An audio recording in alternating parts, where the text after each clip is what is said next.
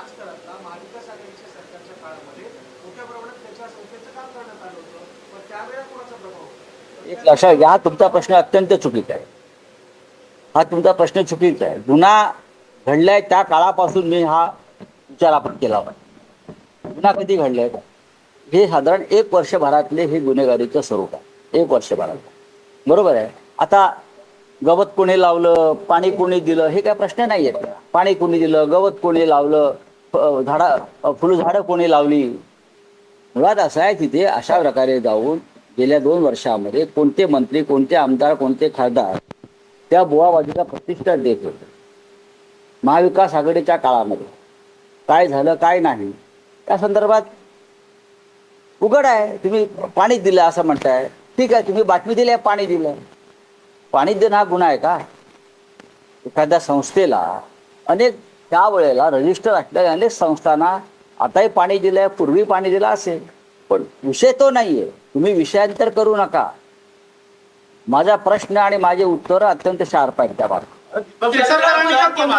माझं म्हणणं आहे की तुम्ही आत्ता सत्ताधारी जे मंत्री आहेत त्यांच्यामुळे हे सगळं, या ज्यांच्या काळात हे सगळं शोषणाचं कांड झालं. बुलढाण्यातील माजी आमदार तथा काँग्रेस जिल्हाध्यक्ष राहुल बुध आणि तुम्ही पाण्यावरती जाताय. महिलांचं शोषण, महिलांना ब्लॅकमेलिंग, महिलांना धमक्या हा पहिला क्रमांकाचा गुन्हा आहे. त्यानंतर दडपण्यासाठी सरकारने केलेले प्रयत्न सरकारमधल्या लोकांनी हा त्याहीपेक्षा भयंकर गुन्हा आहे. चर्चा याच्यावरच व्हायला हवी.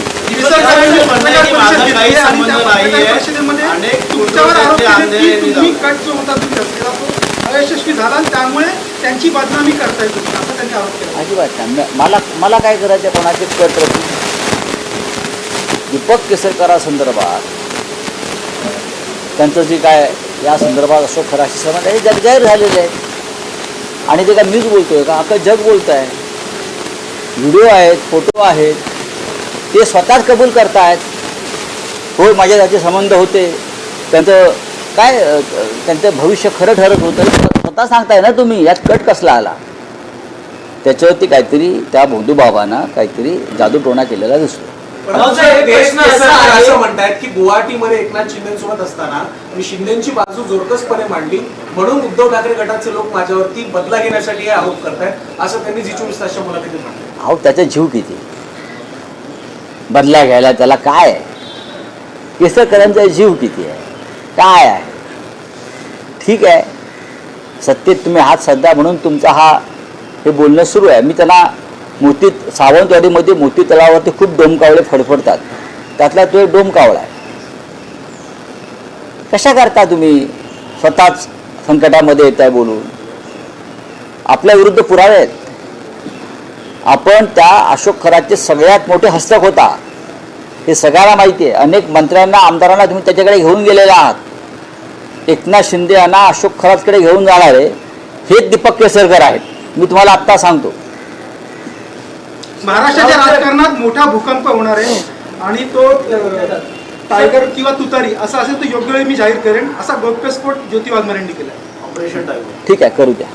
झालं. सर, एक प्रश्न असा आहे की जे सरकारमधले मंत्री आहेत ते मंत्री होणार हे सुद्धा अशोक खरात ठरवत होता अशी सुद्धा एक माहिती. मगाशी असं म्हटलं की त्यांचा हस्तक्षेप होता, त्या माणसाचा हस्तक्षेप सर्वत्र होता. केसरकर शिक्षण मंत्री असताना शिक्षण खात्यामधल्या बदल्या, बढत्या, टेंडर हे सगळं अशोक खरात ठरवायचा. मुख्यमंत्र्यांनी चौकशी करावी. ट्रायडंट हॉटेलमध्ये बसून हा सगळा कारभार शिक्षण खात्याचा हे महान शिक्षण तज्ज्ञ महर्षी अशोक खरात करत होते. चला, माझा काही संबंध नाही. अनेक आरोप जे आहेत ते अंधेऱ्याने फोटो दाखवून केलेले, मात्र आता कुठं टाळाटाळ करतात. मला माहित नाही. बोले. हिंदी में जानना चाहिए कि इंडिया अलायंस प्रेस कॉन्फ्रेंस सीमित रही है क्या कि कांग्रेस और ममता बनर्जी अलग